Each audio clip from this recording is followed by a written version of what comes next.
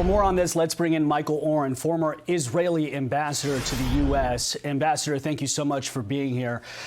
So there you have it, the latest hostage exchange. 3 Israelis, including an Israeli-American, for 369 Palestinian prisoners, including 36 individuals who are serving life sentences for acts of terrorism. One of those individuals, one of those terrorists, killed 12 Israelis, linked to the deaths of 12 Israelis.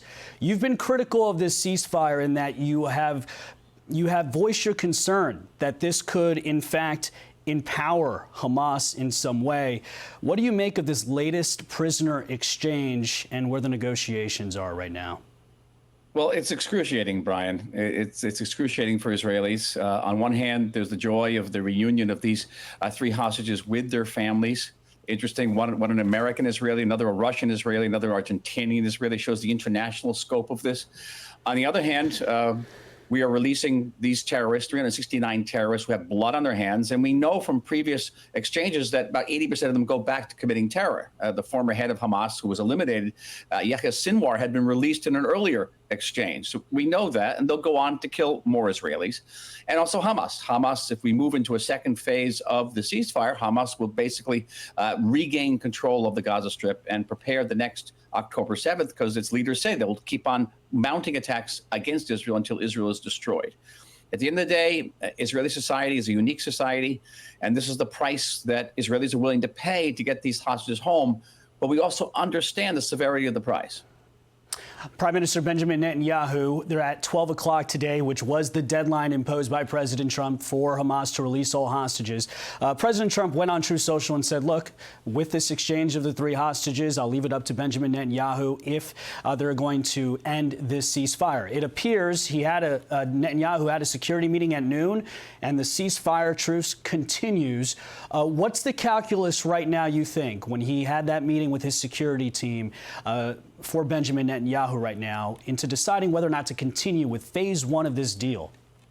That is the big question that everyone's asking tonight, and the answer appears to be this. The Army has been fighting now for close to 500 days. It needs a rest, low on ammunition. Give the Army a chance to catch its breath and build up its arsenal again. But beyond that, if we go back to fighting in Gaza, we have to be able to say to ourselves, honestly, that the 30 remaining hostages who are alive may not be so, because if the Israeli army had proceeded on the assumption once upon a time that if you ratchet up the pressure on Hamas, it releases terrorists, we found out when we ratchet up the pressure, Hamas doesn't release the terrorists, it shoots the it shoots the hostages rather. And so it's a terrible decision that the government has to make. And I don't think any Israeli government will be prepared to go out to the population and saying, listen, these reunions that we've seen between these families, those 30 remaining hostages are not going to have those reunions because they're going to be executed by Hamas.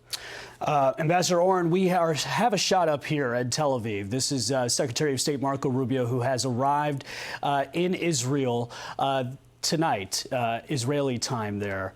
The goal for the Secretary of the United States here is how to get this ceasefire, we assume, into phase 2 of this truce, which under phase 2 is the release of all the remaining hostages and a complete Israeli withdrawal from Gaza. What do you think needs to happen from the United States perspective to make sure that this does enter phase 2? Well, in great contrast to the previous administration's policy, Marco Rubio has said that every Palestinian civilian killed in Gaza is killed because of Hamas, not because of Israel. National Security Advisor Mike Waltz said tonight that Hamas must be destroyed. Hamas is not going to be part of the future of Gaza. So I think that the Secretary of State will be discussing with Israeli leaders how, after the second phase, once we get all the hostages back, once Hamas is regaining control in Gaza, how then can we renew the conflict, the struggle against Hamas, and eliminate it entirely? But there's also going to be a bigger picture, Brian. It's what's going to happen in Lebanon, what's going to happen in Syria, whether Syria will remain a threat to Israel, and above all, what's going to happen with Iran and the Iranian nuclear program, as reports have been circulated that the Iranian regime is very close to making a crude nuclear device. Yeah, no doubt. And, you know, Ambassador, you've spoken about this. The real risk here of empowering Hamas and undermining the Palestinian Authority. When they release these hostages to Israel, they're parading them. Hamas right now is in a position where they are seen perhaps it seems, as the group that is providing aid, allowing for aid to come into Gaza at this moment through these exchanges. What's the risk here that the Palestinian Authority will be further undermined and that Hamas will then be strengthened as this ceasefire continues?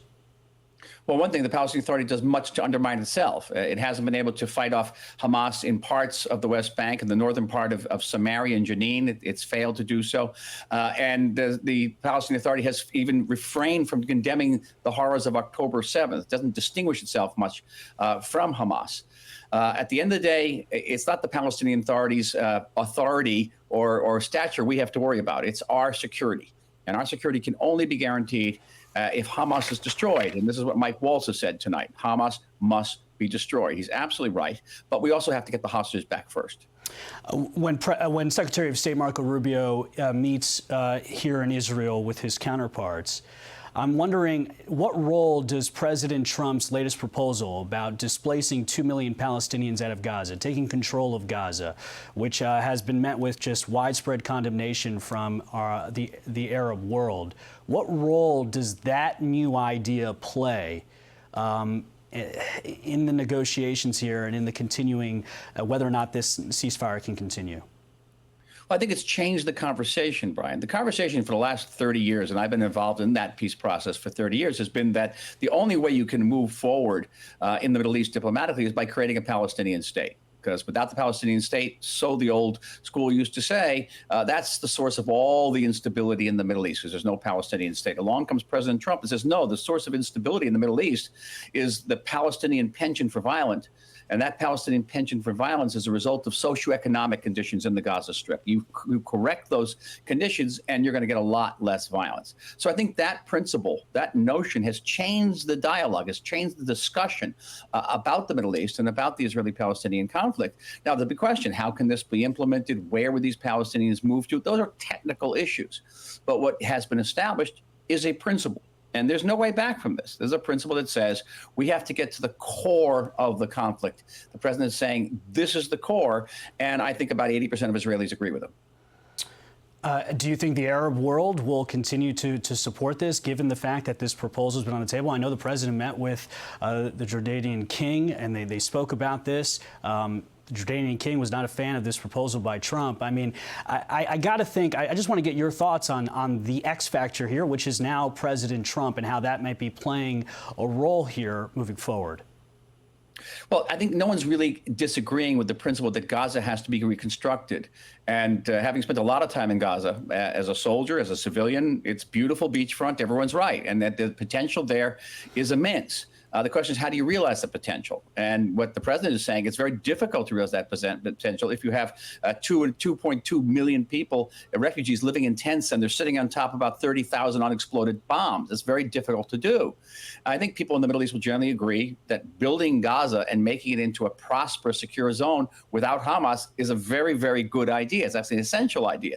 How do you get to that ideal? That's where the statespeople, the politicians, sit down and knock their heads together and come up with a solution. And real quick here, do you think that this ceasefire continues into phase 2?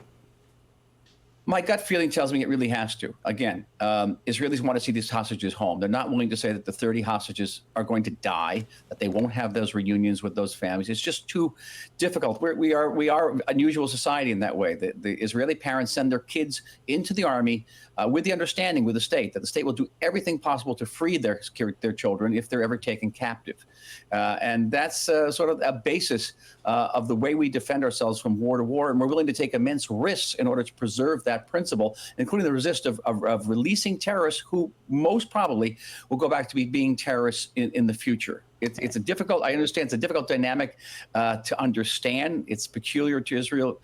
We have no choice. At the end of the day, we will continue the struggle against Hamas until Hamas is eliminated. And here we have Secretary of State Marco Rubio at the tarmac there in Tel Aviv, greeting his counterparts there in Israel.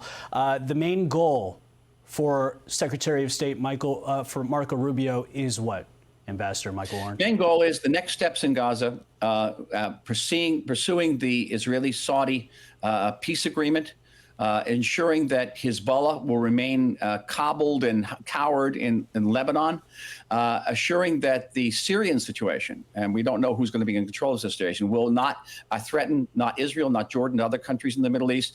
And ultimately, as I said earlier, the big issue is going to be Iran. And what are we going to do about the Iranian nuclear program? Well, we shall see. An important visit by the Secretary of State, Marco Rubio. Former Israeli ambassador to the U.S., Michael Oren, thank you so much for being with us through that landing there. I appreciate that. Thank you.